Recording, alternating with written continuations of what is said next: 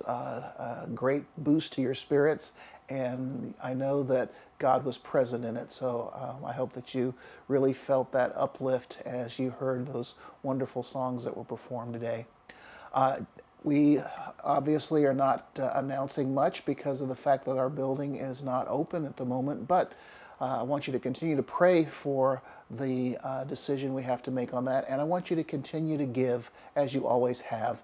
You know about the various ways we have for giving online. You know we can give on the website, we can give in the Venmo app, or through the Church Center app if you have not downloaded that app already. I encourage you to do that because it's not only a source for giving, it's also a great source of information on church events, a directory of church people, and just a lot of other information that you can use. So I would encourage you, don't stop giving just because we're not physically present.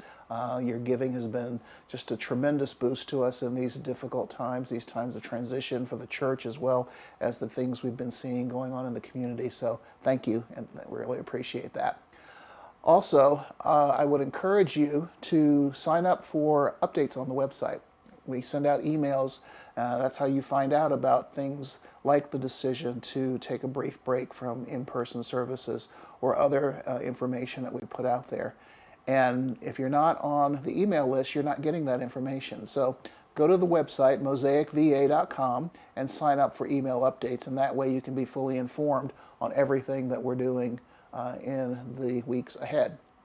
With that, I'd like to give you an opportunity to take a 10-minute break, go grab a cup of coffee or your favorite beverage. I would say that for those of you who were in the Mosaic Mingle that is being hosted on the Zoom link by John Stroud, if you weren't there earlier before the service, you have an opportunity to go and mingle during our break, and then you can also mingle again after the service and after the message. So we'll see you here again in 10 minutes.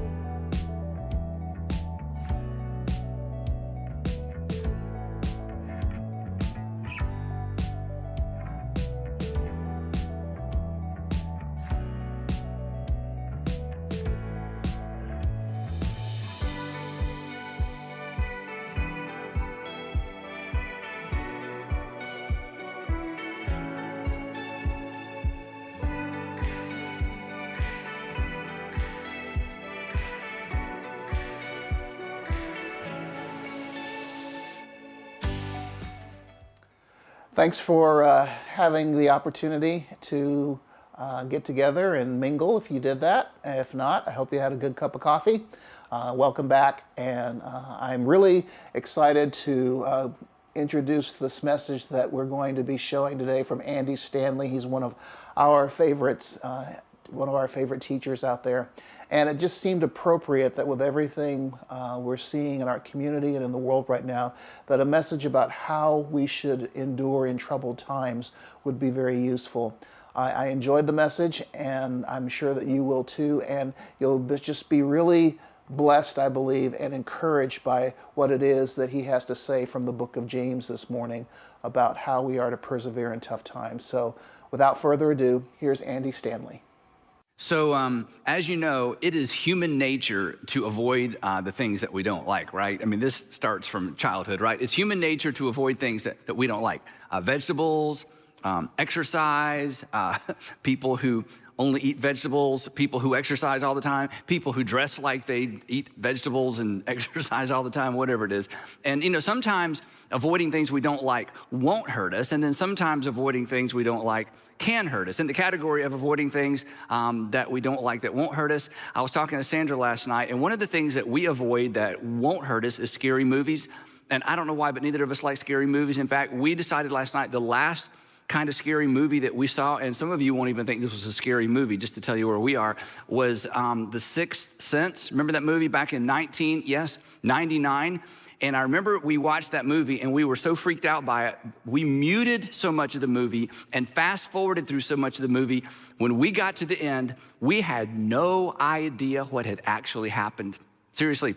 Then we waited a couple days and tried it again. And our second time through, we muted less of it and fast forwarded through less of it. And we kind of had an idea. And on the third round, we finally knew what the movie was about so we could talk about it intelligently with our friends, right? Now, again, there's lots of things that if you don't like them, you can avoid them and it won't hurt you. But there are some things that you don't like that if you avoid them, they have the potential to hurt you. Now, this is going to come as a surprise to some of you, and please don't judge me harshly. But there are actually statements in the Bible that I don't particularly like. And today, I need to talk about one. I would say I want to talk about one, but actually I just need to talk about one. And the reason I need to talk about one is this particular statement answers a very important question. And it's a question that's relevant to all of us. The problem is, I don't like the answer. And if you don't like the answer to this question either, just remember this over the next few minutes. This is not my answer. This is not me speaking. This is somebody else. I am just the messenger. You know, don't shoot the piano player. I'm just delivering the message. Now, the question that the author is going to answer for us is actually a question we're all asking. Again, it's just the answer that's disturbing. But the question is this: what do we do when there's nothing we can do? What do we do when there's nothing we can do? When it is what it is and we don't particularly like what is? Which is like now, right? Because for some of you, you're not gonna be able to graduate publicly. For some of you, you've lost your income, you've lost your job, you've been furloughed from your job. For some of you, you've lost opportunity that's not coming back. You were planning to retire and you're gonna have to put that off. In fact, you're not sure you'll ever retire. You don't like what's going on right now because you're alone. And then you go on Facebook or Instagram and it looks like everybody else in the world has somebody, but you don't have somebody. Or maybe you wish you were more alone. But isn't it true that in the past few weeks, for all of us, in the past few weeks, we've all been confronted with our more sinister selves, that stuff in us that we weren't sure was there, that stuff in us that we're kind of embarrassed about, but we've been confronted with it. And we can't wait for things to get back to normal, we can't wait for things to get back to more normal. I mean, you love your kids, right? But homeschooling, really? And Sandra and I we can sympathize. We homeschooled for 10 years. And I'll tell you who else can sympathize with you. Ben. Ben is being homeschooled for the very first time. And during a break in the homeschooling process, Ben wrote a little note, and I'd like to share Ben's note with you. Here's what Ben writes. Ben, he's being homeschooled 3/16/2020. Here's what he says. It is not going good.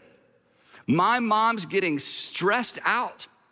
My mom is really getting confused. Then he says this: we took a break so my mom can figure this stuff out. And I'm telling you, it is not going good. You can relate to that. Maybe not specifically to homeschooling, but it's just not going good. Maybe it went good for the first few days or for the first couple of weeks, but you're kind of tired of this. And then along comes James, the brother of Jesus, with advice or instruction that honestly, it just strikes me as too passive, and it strikes me as insensitive. And the reason it strikes me as insensitive is James doesn't know what's going on in my life, and James doesn't know what's going on in your life, that James is gonna give us advice without hearing our stories, and that's always a bad idea. It's a bit like when you read in the New Testament where Jesus says, don't worry about tomorrow. Don't worry about tomorrow. And you wanna raise your hand and say, hey, hold on a minute. Let me tell you about what's coming up tomorrow in my life, and then you tell me, don't worry about tomorrow. It just seems so insensitive to just give these big blanket overarching statements, don't worry about tomorrow. And what James is about to tell us, well, it falls into that same category. But regardless of how much I don't like what James says, and regardless of how much maybe you won't like what James says, we would be fools not to take his instruction seriously. And here's why. Because this is James, the brother of Jesus. And more specifically, this is James, who was the leader in the church in Jerusalem during the first century. This is James, who believed his brother was his Lord because he saw his brother crucified, and then he saw his brother after he rose from the dead. And this is James, the brother of Jesus, who led the church in Jerusalem, get this, for about 30 years. Let that sink in. He led the church in Jerusalem for about 30 years after the resurrection. He believed his brother was his Lord throughout his entire life. And while he was in Jerusalem leading the local church, things were not going well. In fact, his street cred for me is related to what happened during those 30 years. During those 30 years, remember, the church in Jerusalem was primarily Jewish. These Jews that had chosen to follow Jesus were considered blasphemers. We would say heretics. They didn't use that terminology back then. They were considered blasphemers. They were ostracized from society. They were ostracized from the temple. Their poor were not supported by the temple, and things were very difficult for this group of people. And this was the group of people that James was responsible for leading. In fact, things were so bad in Jerusalem for the Jesus followers that the Apostle Paul would travel around the Mediterranean rim collecting money from Gentile Jesus followers to take back to Jerusalem to help the Christians in Jerusalem because they were so impoverished because they had decided to follow Jesus. So for 30 years, James carries this weight, and he sees the difficulty and the trials that these Jesus followers are facing every single day, that essentially James, and this is what gives him credibility, James was surrounded by, and he was actually responsible for, a community in crisis. And with all that going on, here's what he told his first century Jesus follower friends to do, and here's what he tells you to do. And here's what he tells me to do. James chapter 1, here's what he says. James, a servant of God and of the Lord Jesus Christ. This is amazing that all of these years later, James considered his brother his Lord. Now, what he says next, if you grew up in church, is pretty familiar. And I've taken this verse and I've reversed the order so that us English readers can get a better sense of what James is communicating. Here's what he says next. And here's the part, well, it's just not my favorite part of the Bible. Here's what he says.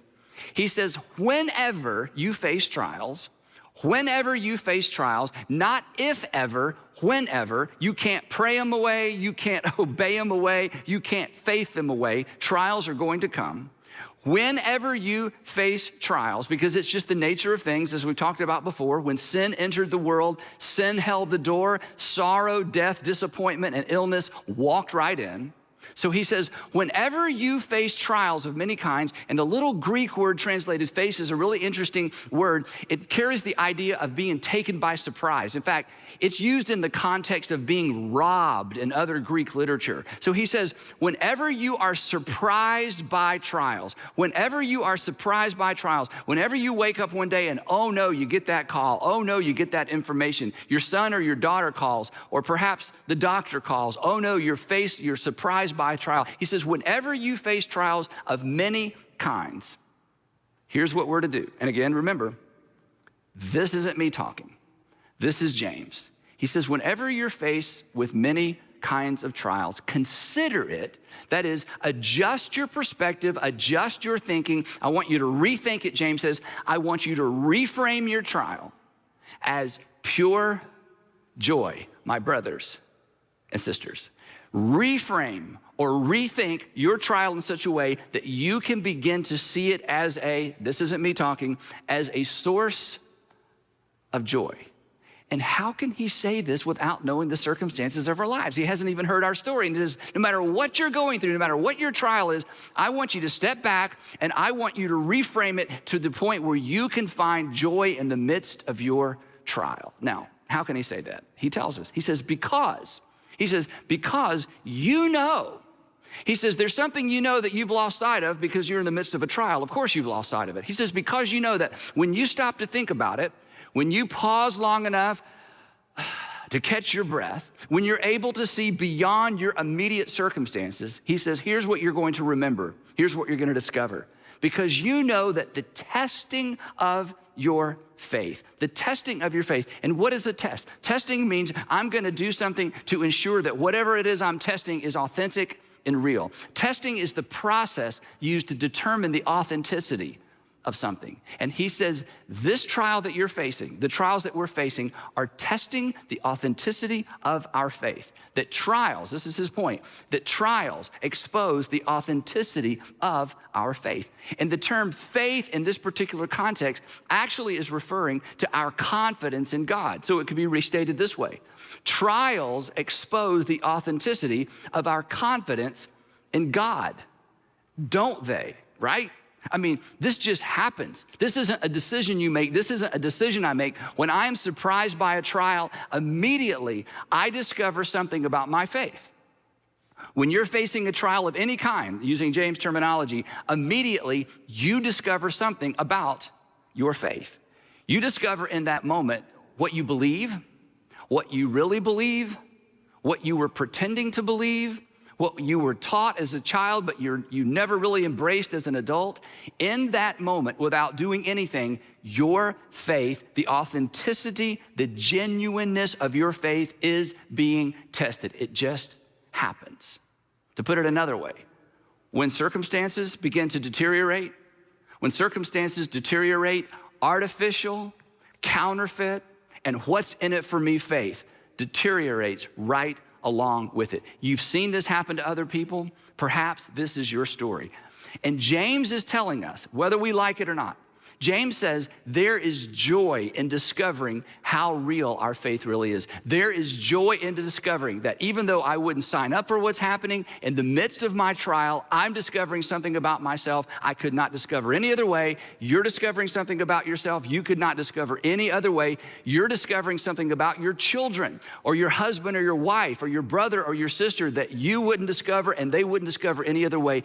In the midst of trials, we are confronted with the authenticity or the lack of authenticity of our faith. And James says there is joy in making that discovery. And this perspective of faith stands in stark contrast to some of the silly things that are taught sometimes by people who do what I do, some of the silly perspectives on faith. Specifically, faith, and this is so important, faith is not how we get God to do stuff. That's not the point of faith. Faith isn't a superpower.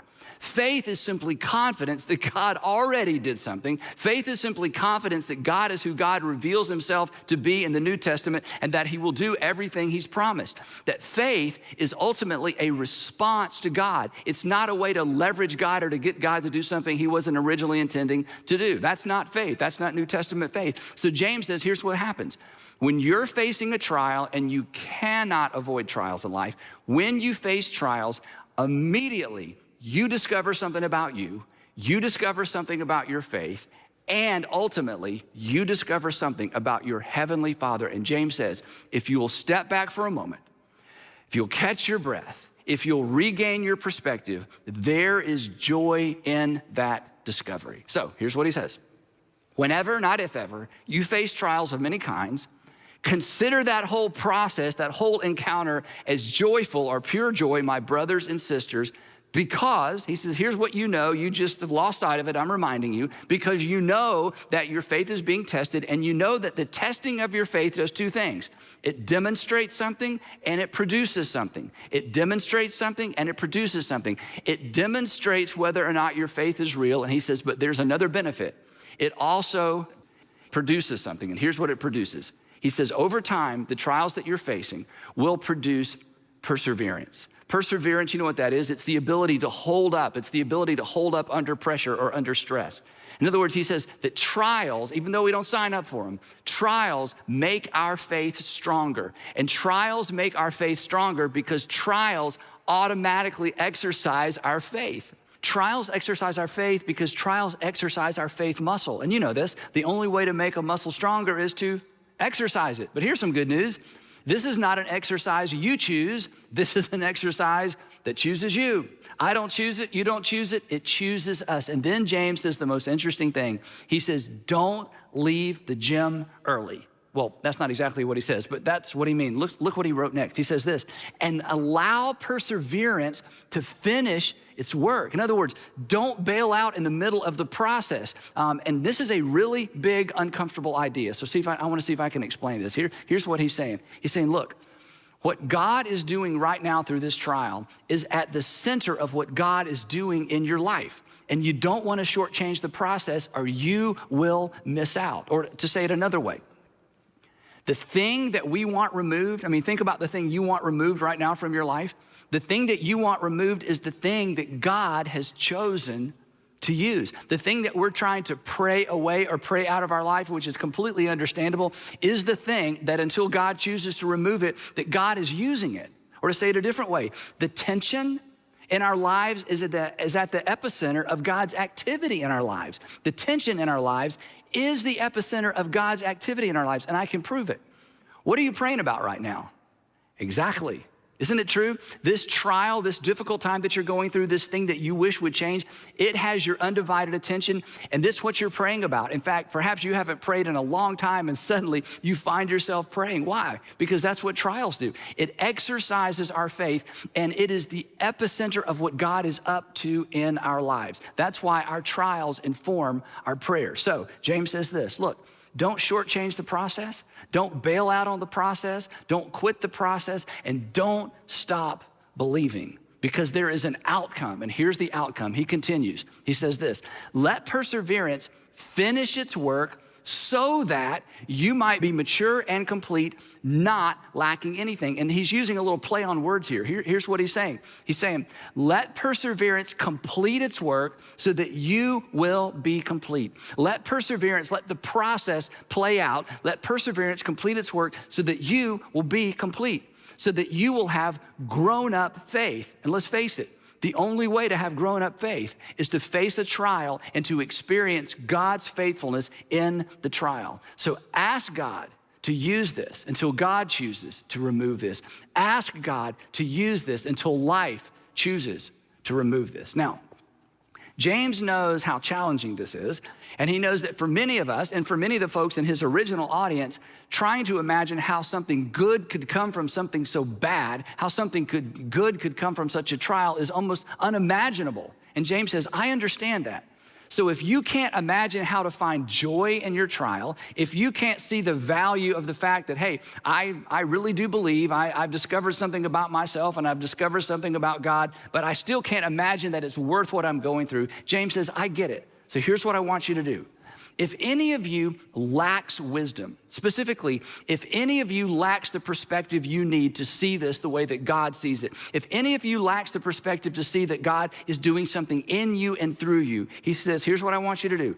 If any of you lacks wisdom, you should ask God for what? For wisdom. And he will give it to you generously without finding fault. It will, in fact, be given to you. Now, here's the problem. When I'm going through a tough time, I don't want wisdom, I want relief, right? When you're going through a tough time, you don't want wisdom, you want relief. But James says, look, I understand that.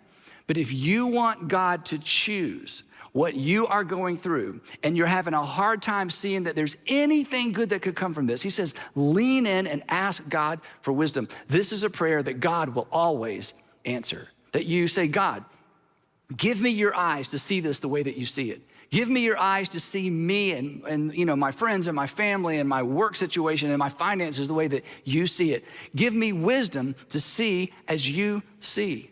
And you know this, we've talked about this before. Oftentimes when we have the ability to see as God sees, we are more inclined to do as God says. James says, and then you will have the perspective you need to persevere through what you're going through. So I want to put it all back together, and then I want to tell you a story about a friend of mine. Here's what James says. He says, consider it pure joy, my brothers and sisters, whenever you face trials of many kinds. Why? Why can we do this? He says, because you know this.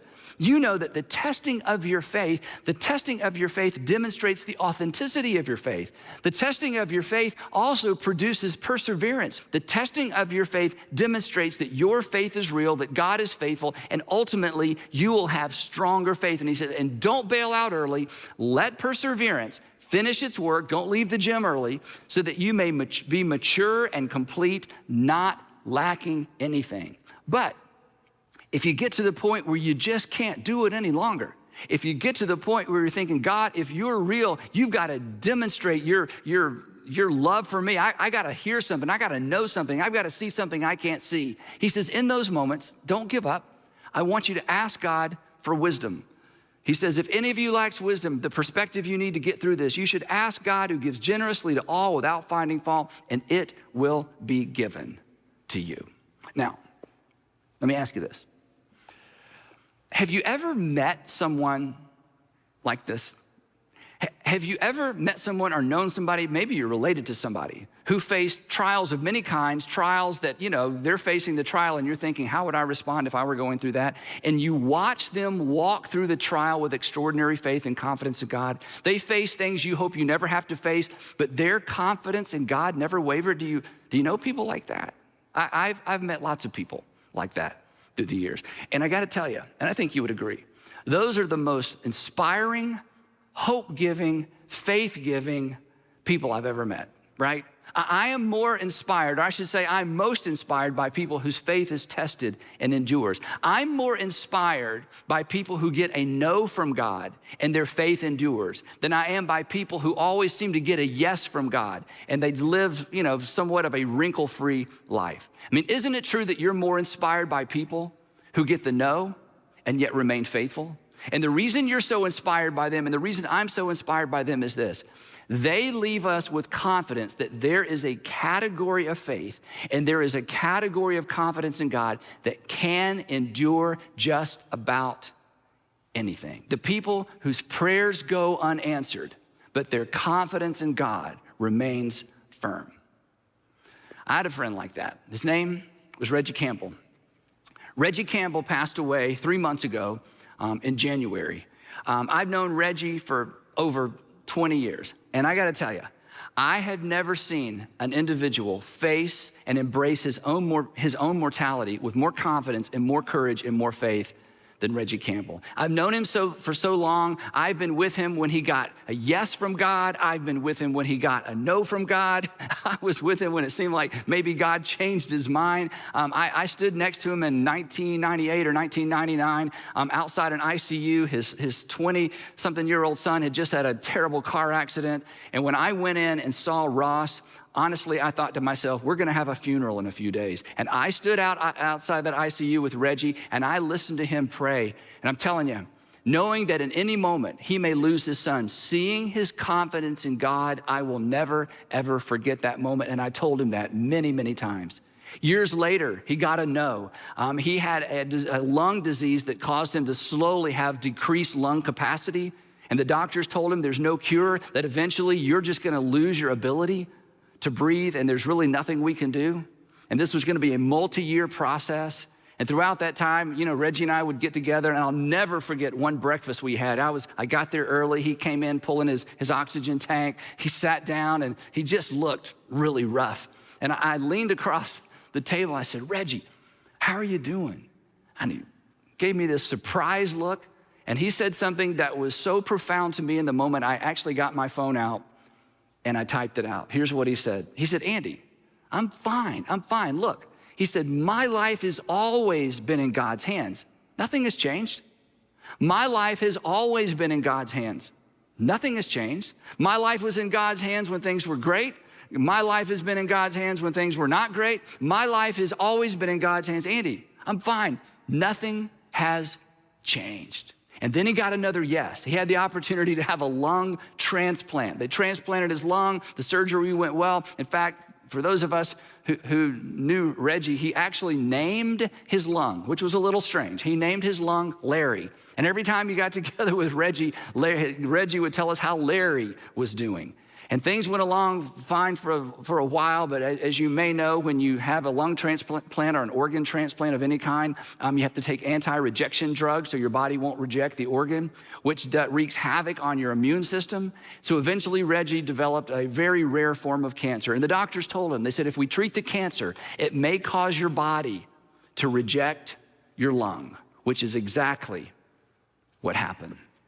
So in November, before the January that he eventually passed away, I'd kept up with Reggie. We're all praying for Reggie, praying for a miracle. And he was wide open to a miracle, but he was wide open to his heavenly Father making the decision for him. He had total confidence in God. And so he called me one day, he called me in November, and he said, look, Andy, he said, I want to start a new men's small group.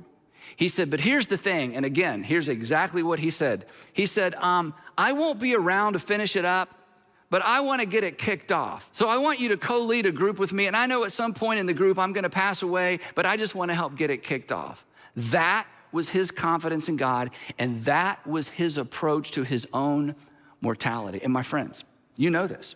When you see it, you never forget it. When you see it, it marks you for life.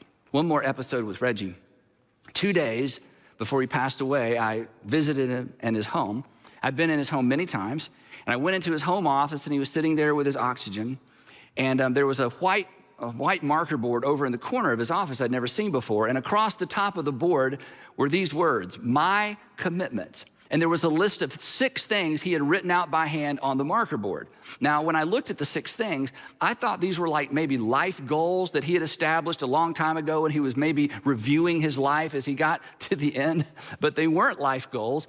They were actually finish strong goals. He had just developed these a few weeks before to make sure this was what he focused on as he spent his last few weeks in this life. Now, the thing that was amazing to me is most people don't have a to-do list about how to live well. Reggie developed a to-do list to ensure that he died well. And I want to share with you what was on that board. Number 1, he wrote, I will walk with Jesus every day. I will walk with Jesus every day. Wait a minute, wait, Reggie, wait. The Jesus that didn't answer your prayer? The Jesus that has allowed you to go through so many trials? The Jesus that has not healed you? I will walk with Jesus every day. Wow.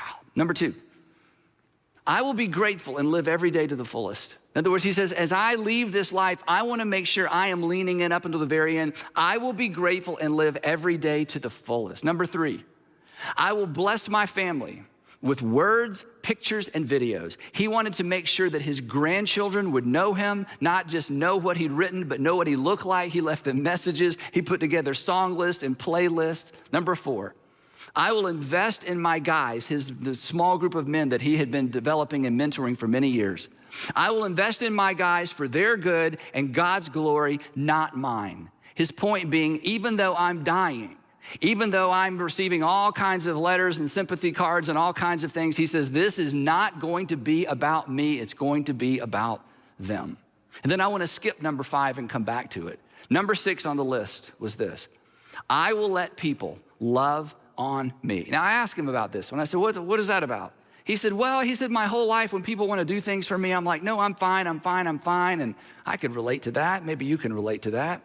And he said, I decided here at the end, if people want to bring us food, I'm going to let them bring us food. If people want to love on us, I'm going to let them love on us. If people want to love on my family, that's just my pride. I just want to allow people to love on us. Now, that was a pretty powerful list, but I tell you, number 5 is the one that got to me. Number 5 goes right to the heart of what James was saying all those years ago. Here's what Reggie wrote. I will not give up and run out the clock. I will not give up and run out the clock. This was his version of, to use James' words, I will let perseverance finish its work to my last breath. I'm going to lean in rather than sit it out. Here's the thing. Reggie's faith did not reverse the consequences of life in a fallen world, and he was wide open to that. We all prayed for a miracle. You should pray for a miracle. But Reggie's faith did not reverse the consequences of life in a fallen world, and he did not expect it to because he understood what faith is. Faith is not a superpower. Faith is not how we get God to do something God doesn't want to do. Faith is a response to the faithfulness of our Heavenly Father. Reggie's faith actually produced perseverance and courage in the midst of a fallen world. And my friends, that's why I'm telling his story.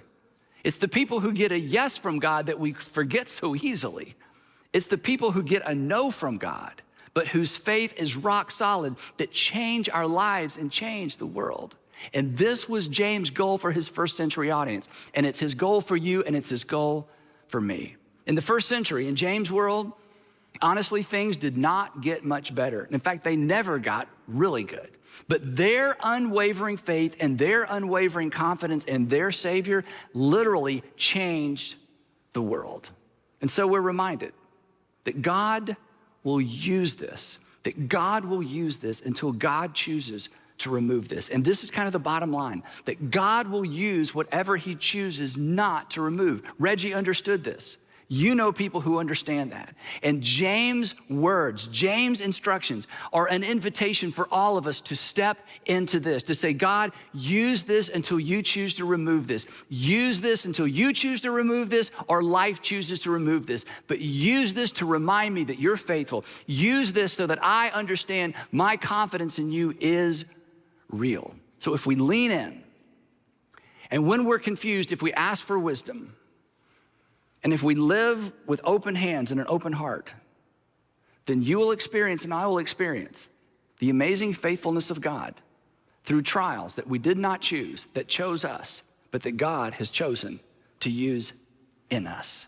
Now, here's how James finishes this section of his letter. Listen to what he writes. He says, blessed is the one who perseveres under trial. That's Reggie. Maybe that's gonna be you. Hopefully that'll be me. Blessed is the one who perseveres under trial, not prays it away, obeys it away, or faiths it away.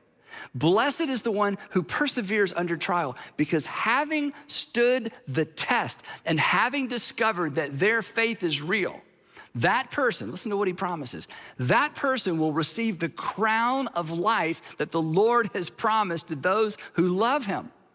And do you know what the crown of life is? Me neither. I have no idea, but it sounds good, doesn't it? The point is simply this, that God values and uses persevering faith, that God values and God uses persevering faith. And God has invited you and God has invited me to step into this realm and to begin to see the trials that we're facing every single day in this life. Because here's what we know with confidence. Persevering faith leaves its mark on the world and it leaves its mark on the people around us. We don't choose the trials choose us. We don't choose the trials, we simply choose our response to these trials. And James, this is so powerful, James invites us to lean in and to allow God to purify and strengthen our faith in the midst of what we would never choose. Now here's the thing. These current events that we're all experiencing, they're impacting all of us differently, but they present all of us with the same opportunity. They present us with the opportunity to allow perseverance to finish its work so that we may be mature and complete, not lacking anything. So with that in mind, I want to invite you to incorporate the following little prayer into your prayer life. In fact, you may pray every single day and you may want to tack this on. Again, you may not have prayed in a long time and you're praying for the first time in a long time. I want to give you words to pray. Perhaps you've never prayed because you're not sure you know how. This is a great time to start, and this prayer is a great place to start. I want to encourage you to begin praying this. Heavenly Father, use this until you choose to remove this. Heavenly Father, use this until you choose to remove this. And if you cannot imagine how God could possibly use what you're facing right now, then I want you to do what James tells us to do. I want you to ask God for wisdom, because James says that is a prayer that God will answer every single time. So one more time, I want to put it all together, and we'll close with James' words. Here's what he said. Consider it pure joy. Reframe it in such a way that you can see the joy in it, my brothers and sisters, whenever you face trials of many kinds. And here's why. Because you know, once you catch your breath, you know that it's simply a test of your faith, and a test of your faith produces perseverance if you let it. So let perseverance finish its work so that you may be mature and complete and not lack anything. But if you just aren't sure you can get there, if any of you lacks wisdom or perspective, you should ask God, who gives generously to all without finding fault, and it will be given to you.